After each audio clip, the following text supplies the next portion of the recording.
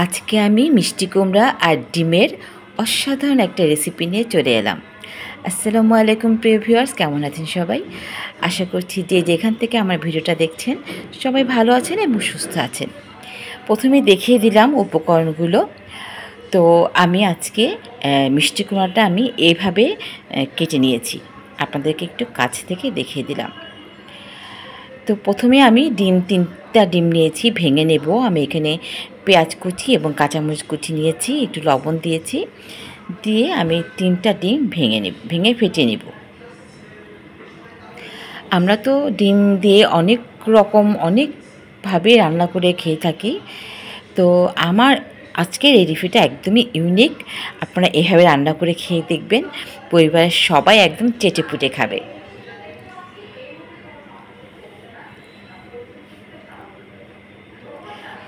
ডিমটা আমি ভালো করে ফেটিয়ে নিলাম। আর এই ডিমটা আমি প্রথমে ভেজে নেব। ভেজে নেওয়ার সময় তেলটা কিন্তু আমি খুব বেশি দিব না, খুবই অল্প দিব। ব্যাস, দেখতেই পাচ্ছেন আমি খুব অল্প তেল দিয়েছি ফ্রাই প্যানে।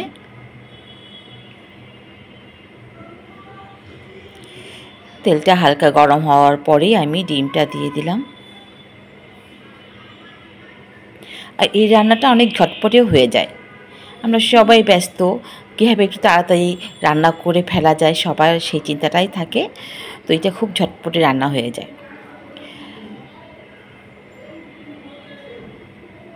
তো প্রথমে আমি ডিমটা এভাবে ভেজে নিচ্ছি, রোল করছি। অল্প আছে আমি ডিমটা ভেজে নিচ্ছি। আমি যেহেতু 3টা ডিম নিয়েছি, এখানে আমি 3 পিস করে নেব। আপনি কিন্তু চাইলে এটা আরও ছোট ছোট করেও পিস করে নিতে পারেন।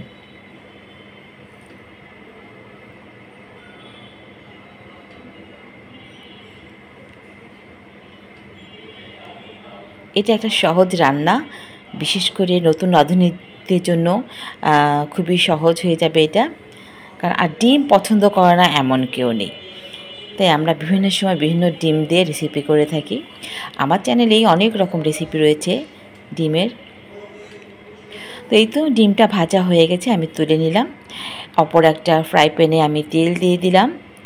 এখানে আমি প্রথমে গরম মশলাটা দিয়ে দিলাম, 2 টুকরো দারচিনি, 2-3টা এলাচ এবং 3-4টা লং।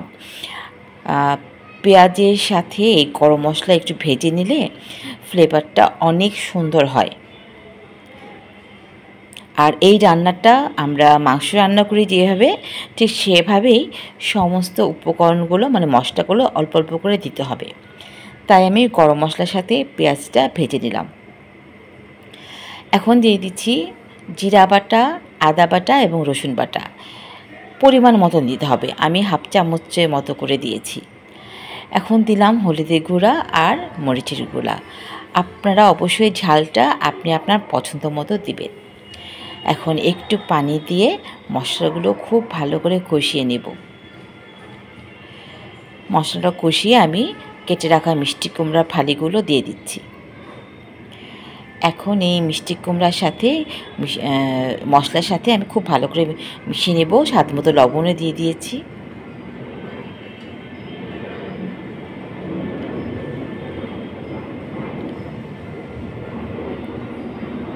মিষ্টি কুমড়া আমরা জানি যে খুব তাড়াতাড়ি সিদ্ধ হয়ে যায়, খুব বেশি সময় লাগে না। তো এই তো আমি কষিয়ে নিয়েছি। এখন আমি ঝোলের পানি দিয়ে দিলাম। ঝোলের পানি দিয়ে একটু নেড়ে চেড়ে আমি ঢেকে দেব।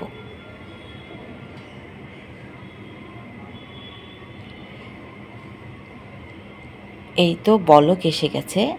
আমি আরেকটু নেড়ে চেড়ে আবারও ঢেকে দেব, যাতে মিষ্টি কুমড়াটা ভালো করে সেদ্ধ হয়।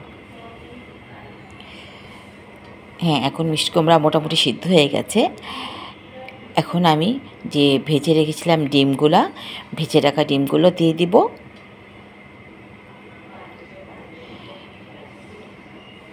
এই রান্নাটা যখন কমপ্লিট হয়ে যাবে তখন কিন্তু ঝোলটা এরকম দেখা যাবে না, মাখো মাখো হয়ে যাবে। তো আমি এই যে ভেজে রাখা ডিমগুলো দিয়ে দিলাম। এই মানে তরকারি ঝোলটা ডিমের ভিতর ঢুকে যাবে, খেতে যে এত মজা। তো আমি একটু কাঁচামরিচও দিয়ে দিলাম সুন্দর একটা ফ্লেভারের জন্য। আমার রান্নাটা কিন্তু প্রায় শেষের দিকে। আমি আরেকটু নেড়ে চেড়ে দিলাম। ডিমটা কিন্তু একটু ফুলে গেছে। তো আমি এখানে হাফ চামচ চিনি দিলাম। এটা অবশ্য আপনারা স্কিপ করতে পারেন, চিনিটা দিলে একটু টেস্টটা বেড়ে যায়, তাই দিলাম। এমনি তো মিষ্টি কুমড়া একটু মিষ্টি মিষ্টি লাগে। আর নামানোর আগে 1 চামচ ঘি দিলাম। ঘিটা দিলে ফ্লেভারটা অনেক ভালো হয়, খেতেও অনেক মজা হয়। প্রিয় ভিউয়ার্স, কেমন লাগলো আজকে আমার এই সহজ রেসিপিটা? এতটুকু ভালো লেগে থাকলে আমাকে কিন্তু কমেন্টস করে অবশ্যই জানাবেন। দেখে নিয়েছেন ঠান্ডার পর কেমন মাখো মাখো হয়ে গেছে, খেতে ভীষণ মজা। অবশ্যই আপনারা আমার এই রেসিপিটা ফলো করে রান্না করে পরিবারের সবাইকে নিয়ে খাবেন। আজ তাহলে এ পর্যন্তই।